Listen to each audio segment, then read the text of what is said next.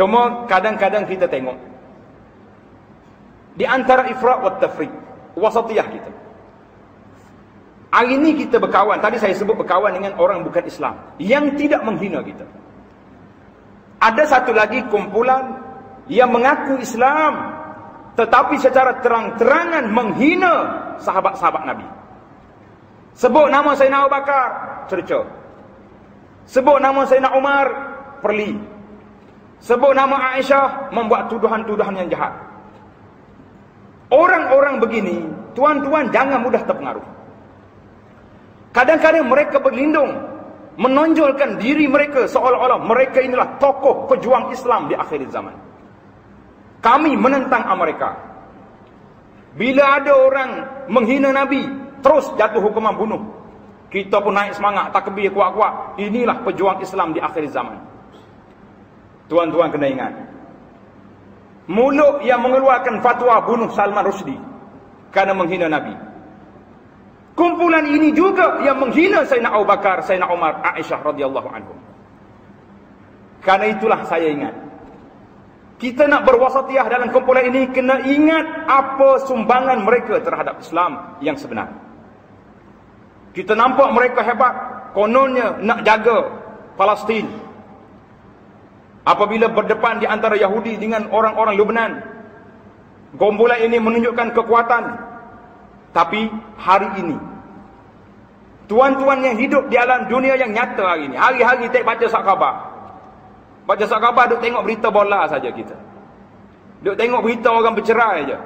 Tengok berita umat Islam di negara Syria yang telah disembelih oleh rejim Al-Assad dan disokong oleh kumpulan Rafidah yang ada pada hari ini. Tuan-tuan jangan tengok mereka ini pandai buat motosikal, bawa ke negeri kita untuk dibuat pameran motosikal, tapi ingat mulut mereka yang telah mencerca sahabat Nabi radhiyallahu anhu. Saya menyatakan rasa terkilan yang amat apabila kumpulan ini telah diberi tempat dalam negeri kita yang baik. Sekiranya ada orang yang terpengaruh dengan akidah mencerca sahabat, hasil daripada kita nak jual motosikal barang kapit mereka, kamu bertanggungjawab di hadapan Allah Azza wa Jalla. Bukan senang.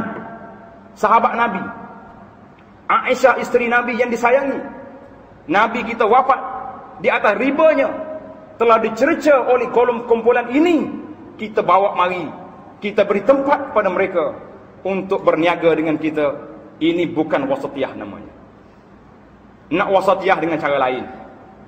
Tak payah bawa tuan dia datang, hantar motosikal mari cukup.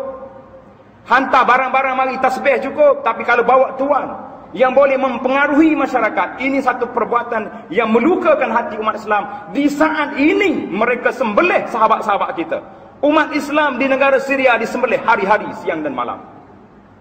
Tuan-tuan yang tengok surat khabar, tengok dalam internet, tengok dalam TV, anak-anak orang Islam dibunuh, kaki tercabut, muka pecah. Tidak ada keperasaan geram, tidak ada keperasaan nak membela sahabat-sahabat kita. Kita bawa kumpulan ini. Ini adalah satu perkara yang cukup menyedihkan.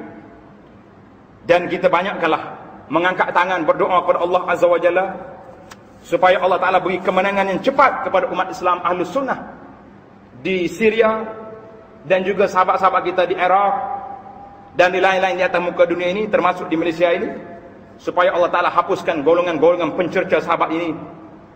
Allah Ta'ala keluarkan mereka daripada bumi kita azillatan saghirin insya-Allah.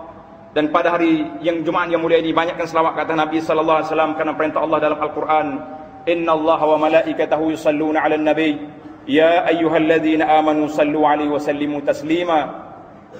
Allahumma salli ala Muhammad wa ala ali Muhammad kama sallaita ala Ibrahim wa ala ali Ibrahim wa barik ala Muhammad wa ala ali Muhammad kama barakta ala Ibrahim wa ala ali Ibrahim fil alamin innaka Hamidum Majid. Allahumma ighfir lil mu'minina wal mu'minat wal muslimina wal muslimat al ahya'i minhum wal amwat innaka sami'un qaribun mujibud da'awat. اللهم علّ بين قلوب المسلمين وأصلح ذات بينهم وانصرهم على عدوك وعدوهم يا رب العالمين. اللهم اغفر للمؤمنين والمؤمنات والمسلمين والمسلمات الأحياء منهم والأموات إنك سميع قريب مجيب الدعوات. Rabbana atina fid dunya hasanah wa fil akhirati hasanah.